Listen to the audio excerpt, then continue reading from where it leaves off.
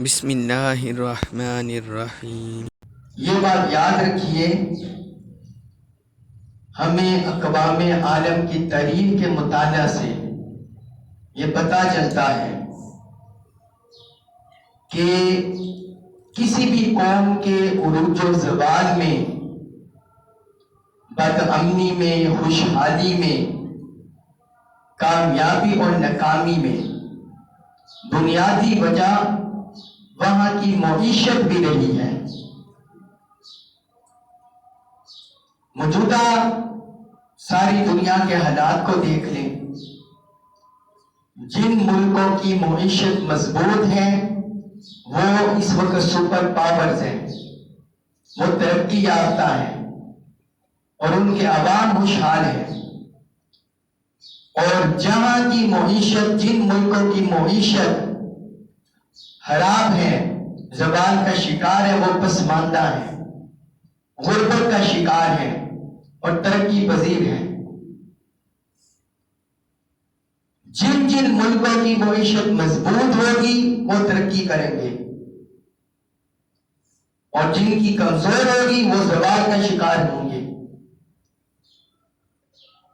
ہمارا اسلام یہ واحد دین ہے اس وقت روئے زمین پر جس میں الحمدللہ ہمیں ہر طرح کی تعلیم ملتی ہے، ہر طرح کی تعلیم ملتی ہے، عبادات میں بھی، عقائد میں بھی اور معاملات میں بھی، ہر حوالے سے اسلام ہماری رہنمائی کرتا ہے۔ اسلام میں معاشی طور پر بھی نمٹنے کا سامان موجود ہے۔ معاشی طور پر اپنے ماننے والوں کو مستحکم کرنا، مضبوط کرنا، اسلام میں اس بارے میں بھی تعلیمات ہیں، ہمیں اس حوالے سے بھی تعلیمات ملتی ہیں۔ تو آج سے ہم ایک سلسلہ وار گفتگو شروع کر رہے ہیں، انشاءاللہ اس پر بھرپور گفتگو کریں گے۔ اسلام کا اقتصادی نظام، اسلام کا اقتصادی نظام، اسلام کا اقتصادی نظام کیا ہے، معاشی نظام کیا ہے، اور اسلام میں کیا کیا تعلیمات ہیں، یہ تفصیل سے آج ہم اس پر سلسلہ وار گفتگو کریں گے۔ آج بھی، اگلے جمعہ بھی، جب تک اللہ کو منظور ہوگا، جتنی گفتگو میں انشاءاللہ تعالی۔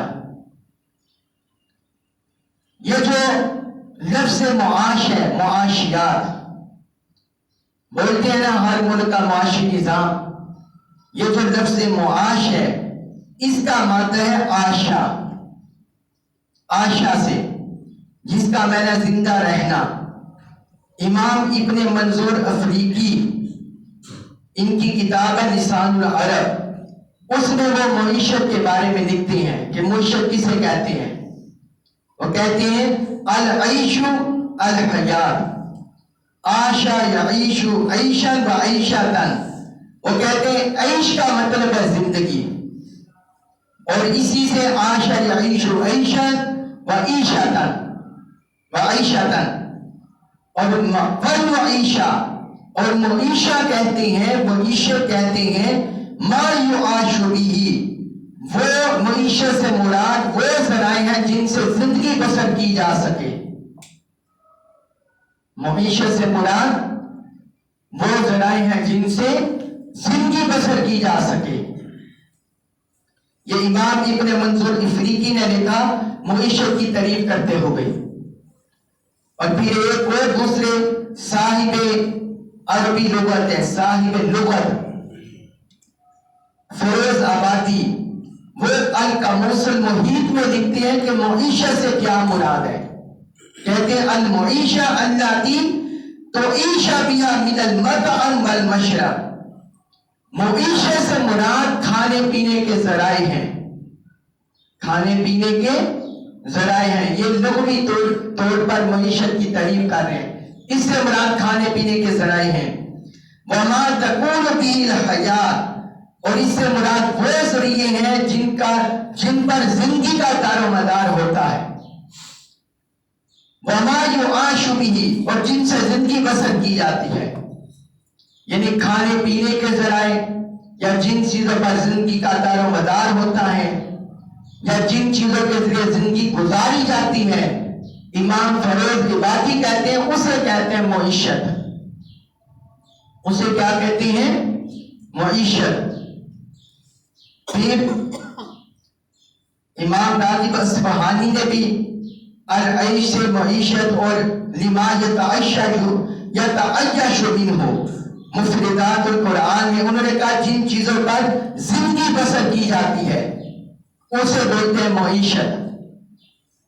پھر لفظ معاشیات، یہ جو معاشیات ہیں انگریزی میں اسے بولتے ہیں اکنامکس۔ اسے کیا کہتے ہیں؟ اکنامکس، انگریزی میں اسے بولتے ہیں، جس کا معنی یہ جو مادہ ہے اس کا لطینی لفظ ہے جس سے یہ لفظ نکلا ہے۔ اکنامکس لفظ لطینی لفظ سے نکلا ہے، اس کا مادہ ہے اوئیکونومس۔ اوئیکونومس جس کا مطلب ہے گھریلو ضابطہ، گھریلو ضابطہ حیات، کہ جو انسان زندگی میں گھریلو ضابطہ اختیار کرتے ہیں اسے اکنامکس بولتے ہیں، اوئیکونومس بولتے ہیں۔ انسائکلوپیڈیا آف سوشل سائنسز میں معاشیات کی تعریف یہ کی گئی ہے۔ انسائکلوپیڈیا آف سوشل سائنسز میں انہوں نے معاشیات کی تعریف کی ہے۔ وہ کہتے ہیں اکنامکس سے مراد یہ ہے economic deal with a social phenomenon center about the provision of the material needs of an individual and of the organized group۔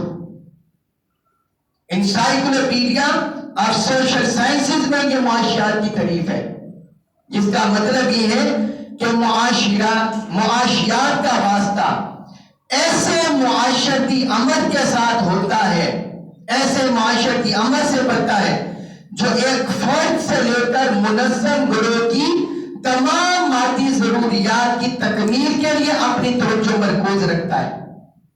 ایک فرد کی مادی ضروریات کیا ہے، دنیاوی ضروریات کیا ہے، ایک منظم معاشرہ کی منظم گروہ کی مادی ضروریات کیا ہے، تو جو معاشیات ہے اکنامکس یہ اپنی توجہ اس پر مرکوز کرتا ہے، ان کی مادی ضروریات پورا کرنے میں،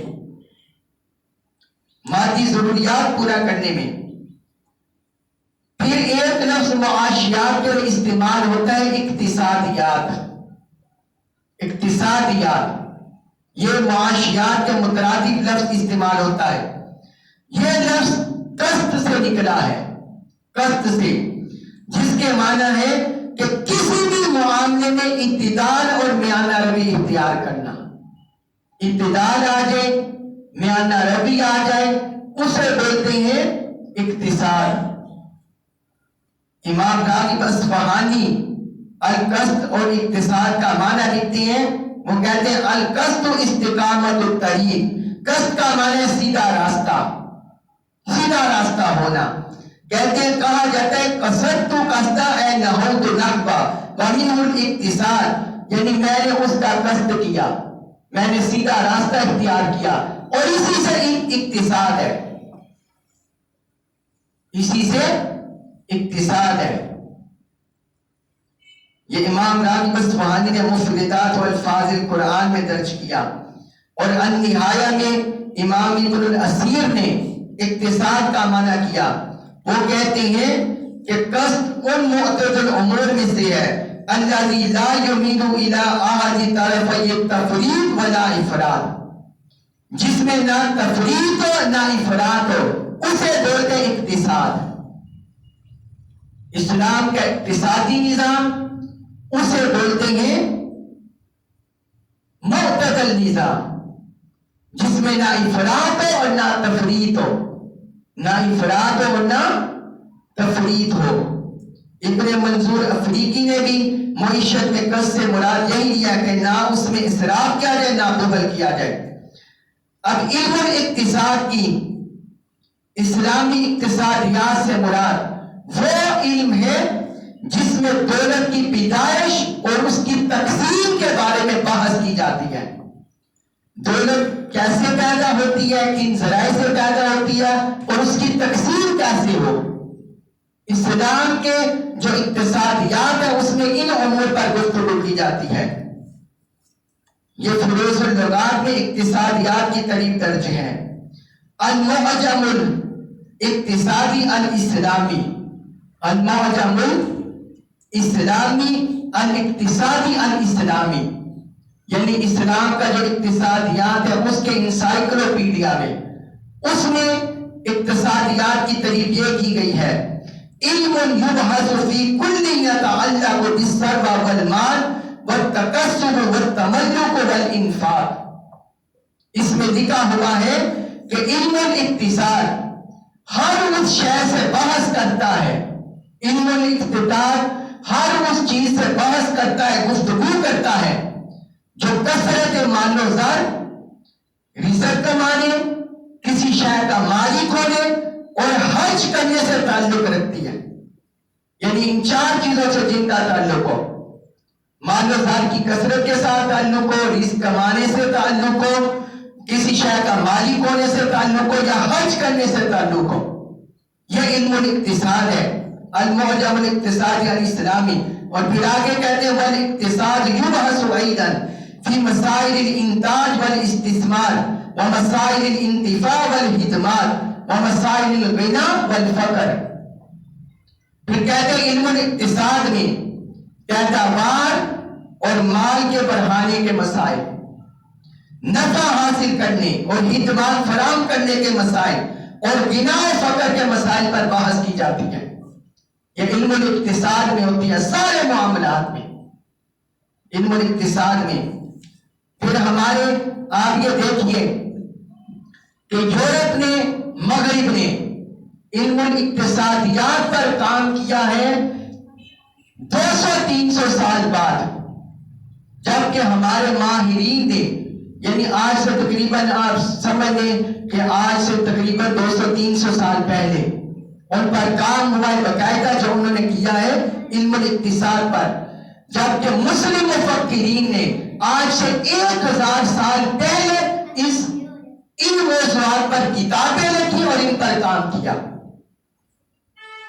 امام ابو الحسن علی بن محمد الماوردی، انہوں نے کتاب لکھی الاحکام السلطانیہ، ان کے وفات کا سن ہے 450 ہجری۔ اس میں انہوں نے علم الاقتصادیات کے مختلف گوشوں پر گفتگو کی۔ یہ بہت سی ایک اور لمبی لائن ہے، میں اس پر نہیں جاتا، اس پر پھر تفصیل سے بتاؤں گا کہ ہمارے کون کون سے مسلم مفکرین نے علم الاقتصادیات پر باقاعدہ کتابیں لکھی۔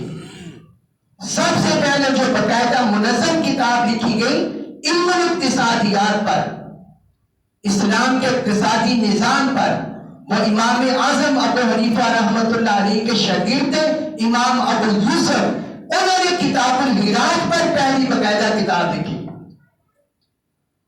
جس میں ٹیکس کے معاملات، زراعت کے معاملات، اس پر تفصیل سے گفتگو کی۔ ابھی صرف آج کی گفتگو میں آپ کو میں بتا رہا ہوں کہ علم الاقتصاد کا لغوی معنی کیا ہے، اصطلاحی معنی کیا ہے، شرعی معنی کیا ہے، اور مغربی ممالک نے، مغربی مفکرین نے اس کی کیا تعریف کی ہے۔ امام غزالی رحمت اللہ علیہ وہ کہتے ہیں معاشیات کی تشریح کرتے ہوئے، وہ کہتے ہیں دنیا میں رہنا بغیر کھائے پیے ناممکن ہے۔ دنیا میں انسان رہتا ہے تو کھاتا پیتا بھی ہے، پھر آگے لکھتا ہے تو یہاں رہ کر کمانا ضروری اور لازمی ہے، لہذا کمانے کے صحیح طریقوں کو جاننا ضروری ہے، کمانے کے صحیح طریقوں کو جاننا ضروری ہے۔ امام غزالی رحمت اللہ علیہ نے کیمیاء سعادت میں لکھا، اور امام ابن خلدون نے، انہوں نے معاشیات کی تعریف کی۔ وہ کہتے ہیں ان المعاش هو عبارت عن ابتغاء رزق والسعی فی تحصیلہ، معاش یہ ہے کہ رزق ڈھونڈنا اور اسے حاصل کرنے کے لیے کی جانے والی جد و جہد، اسے بولتے ہیں معاش۔ رزق کو تلاش کرنا اور اس کے لیے جد و جہد کرنا، اسے بولتے ہیں معاش۔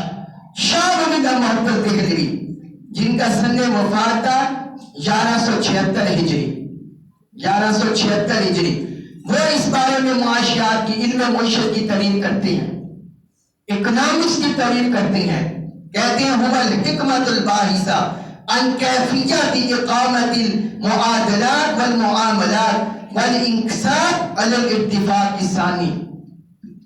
کہتے ہیں معیشت کہتے ہیں افراد معاشرہ کے اشیاء کے باہمی تبادلہ، افراد معاشرہ باہمی تبادلہ کرے اشیاء کا، اور ایک دوسرے سے معاشی تعاون کرے، ایک دوسرے سے باہمی تبادلہ کرے اشیاء کا، ایک دوسرے سے باہمی تعاون کرے، اور ذرائع معیشت و آمدن کی حکمت سے بحث کرے.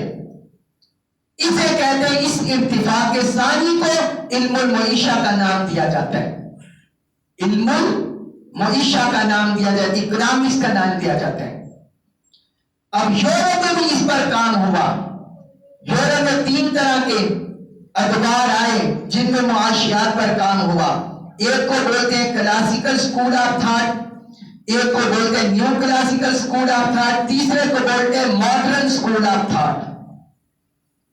کلاسیکی مکتب فکر، نو کلاسیکی مکتب فکر اور جدید مکتب فکر، یہ علم معاشیات پر کام ہوا.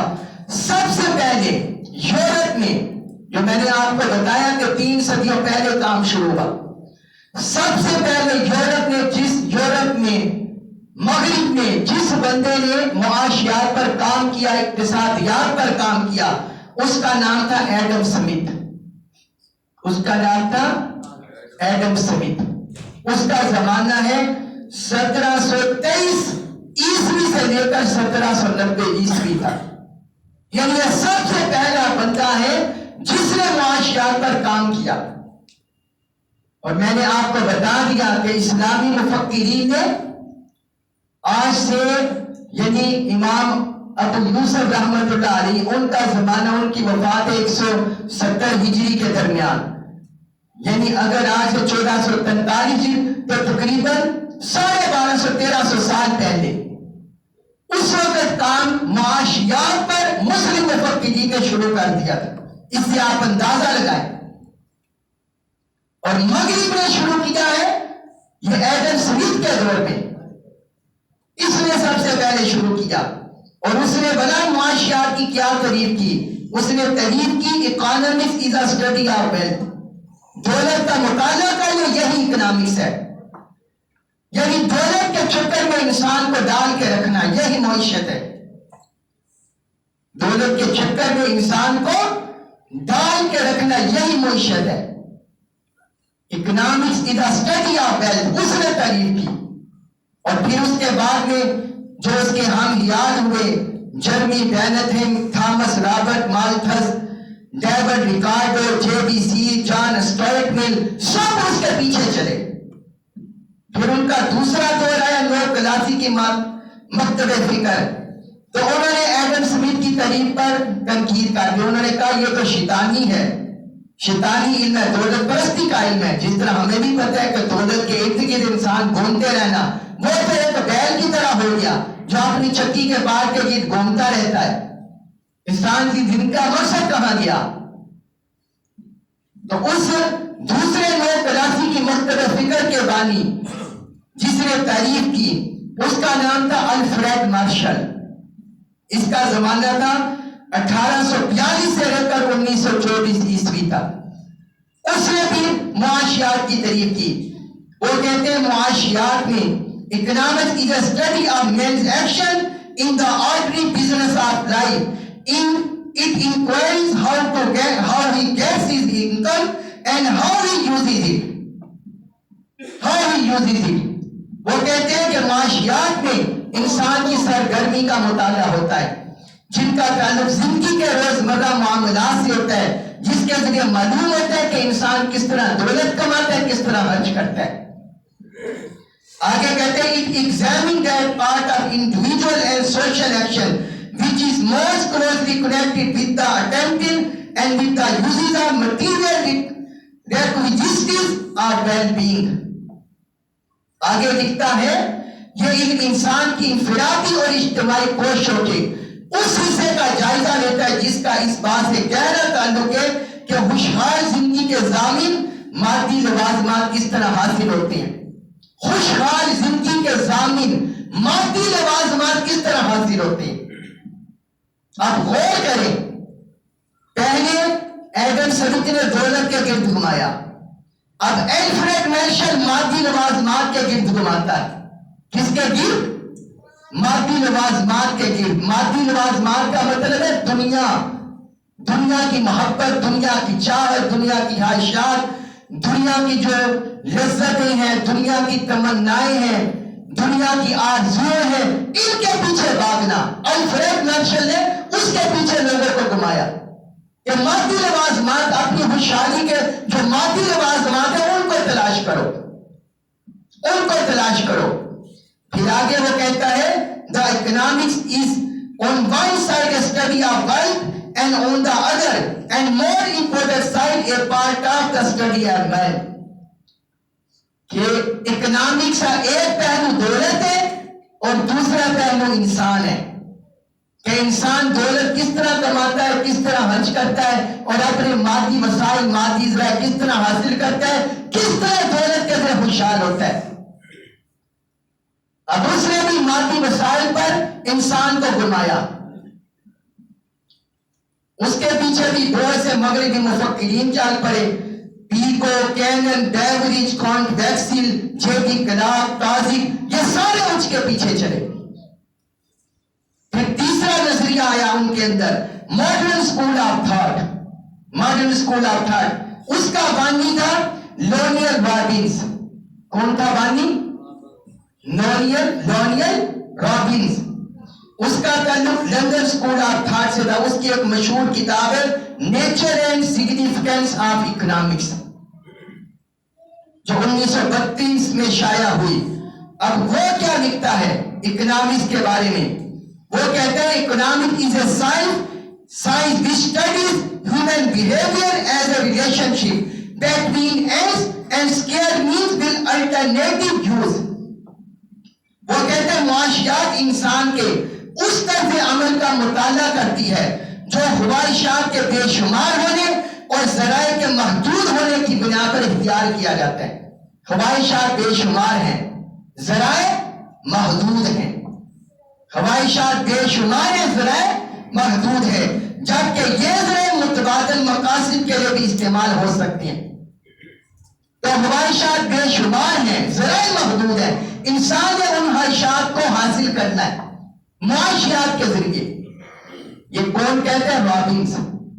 کون کہتا ہے؟ رابنس۔ اس کے پیچھے بھی پھر اور مغربی مفکرین چلے، کیننس، ملر، ارما ایڈمن، یہ اس کے پیچھے چلے۔ اب آپ بتائیں مجھے، کیا ان میں کہیں آپ کو اللہ تعالیٰ کی ابدیت نظر آ رہی ہے؟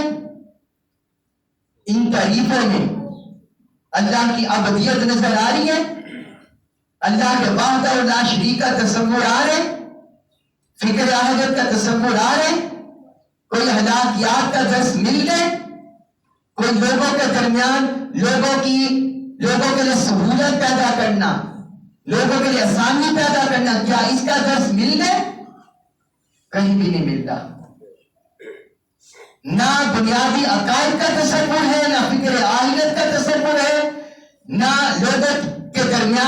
لوگوں کے درمیان اثار، قربانی، صحابت، اس طرح کا کوئی تصور ہے، نہ حلال حرام کی تمیز ہے، اس میں کچھ بھی نہیں ہے۔ اور بدقسمتی سے جو مغربی معاشرے نے معاشیات کی تعریف کی، بدقسمتی سے مسلم اکثر ممالک انہی کے پیچھے پڑے ہوئے۔ ہمارے مسلم اکثر ممالک میں وہی طریقہ رائج ہے جو مغربی ویسٹرن کنٹریز سے ملا ہے، جو ویسٹرن تھنکرز نے دیا ہے۔ معاشیات کا تصور، یہ ہمارے معاشیات کا تصور نہیں ہے۔ ہمارے معاشیات کے تصور میں اللہ وحدہ لا شریک کی عبادت ہے، ابدیت ہے۔ اللہ کی بارگاہ میں پہلے ہم نے حاضر ہونا ہے، حضور صلی اللہ علیہ وسلم کی اطاعت کرنی ہے، حلال و حرام میں تمیز کرنی ہے، اور اگر کوئی دھوکی ہے، کوئی مارا ہے، کوئی کمزور ہے، اس کا ساتھ دینا ہے۔ اس کے لیے نرمی پیدا کرنی ہے، اس کے لیے سہولت پیدا کرنی ہے۔ مغربی معاشرے میں اسی وجہ سے جھوٹے کو برا نہیں سمجھا جاتا، اسی وجہ سے وہاں سود کو برا نہیں سمجھا جاتا، کیونکہ ان کی جو معیشت کی بنیاد، ویسٹرن اکنامکس کی بنیاد ہی اسی پر ہے کہ مادی ذرائع سے جیسے چاہو دنیا کی خوشحالی حاصل کر لو، جیسے چاہو دنیا کی خوشحالی حاصل کرو، جہاں سے ملتے دنیا کی خوشحالی حاصل کرو۔ بس تمہیں معاشی والے سے، دولت مندی کے لحاظ سے، سٹیٹس کے لحاظ سے، عیش و عشرت کے لحاظ سے، تعیش کے لحاظ سے تمہیں مضبوط ہونا چاہیے، باقی بار میں جائیں، باقی جائیں بار میں۔ یہ مغربی معیشت ہے، اسلام کا اس کے ساتھ تضاد ہے۔ تو چونکہ ہمارے معاشرے ان کے پیچھے چلے، لہذا ہمارے معاشرے پیچھے رہ گئے، کیونکہ اصل میں جو ہماری بنیاد ہے، اس کی وجہ کیا ہے کہ پیچھے کیوں رہ گئے ان کے پیچھے چلنے کے باوجود؟ کیونکہ ہماری بنیاد، ہمارا حمیر، ہماری بنیاد اور ہمارا حمیر مطلب ہے مسلمان، اسلام کا حمیر، وہ مادیت پر نہیں ہے، وہ مادیت پر نہیں ہے، مٹیریلسٹ پر نہیں ہے۔ ہمارا حمیر، ہماری بنیاد اللہ تعالیٰ کی تعلیمات پر ہے، قرآن کی تعلیم پر ہے، اللہ اور اللہ کے رسول کی تعلیم پر ہے۔ تو جب اصل بنیاد کو چھوڑ کر ہم نقل کے پیچھے بھاگے تو نہ اصل پر ٹھہر سکے نہ نقل پر ٹھہر سکے، اس لیے درمیان میں پس کر رہ گئے، اس لیے درمیان میں پس کر رہ گئے۔ اور وہ جو معیشتیں ہمیں ظاہری طور پر نظر آتی ہیں طاقتور نہیں ہیں، ان کے پیچھے بھی وہ سود میں پھنسے ہوئے ہیں، ان کا نظام سود میں پھنسا ہوا ہے، سرمایہ کارانہ نظام میں پھنسا ہوا ہے، کہیں اشتراکی نظام میں پھنسا ہوا ہے، کہیں کیپٹلزم ہے اور کہیں سرمایہ کاریت ہے، وہ ان میں پھنسے ہوئے ہیں۔ اور اسلامی نظام یہ ان سب پر فوق ہے، اس میں اللہ اور اللہ کے رسول کی تعلیمات ہے، حلال ذرائع کو اختیار کرنا ہے، حرام ذرائع سے بچنا۔ اور جو ہماری بنیاد ہے وہ صرف مادیت پر نہیں بلکہ اخلاقیات پر بھی ہے، ایک دوسرے کا ساتھ دینا ہے۔ یہ وجہ ہے، یہ فرق ہے اسلامی معیشت میں اور غیر اسلامی معیشت میں، مسلم مفکرین میں اور غیر مسلم مفکرین میں، یہ فرق ہے۔ اس پر انشاءاللہ ہم تفصیلی روشنی ڈالیں گے اگلے جمعہ، جو اسلامی اقتصادی اسلام کے بنیادی اصول ہے، انشاءاللہ تعالیٰ اس پر روشنی ڈالیں گے۔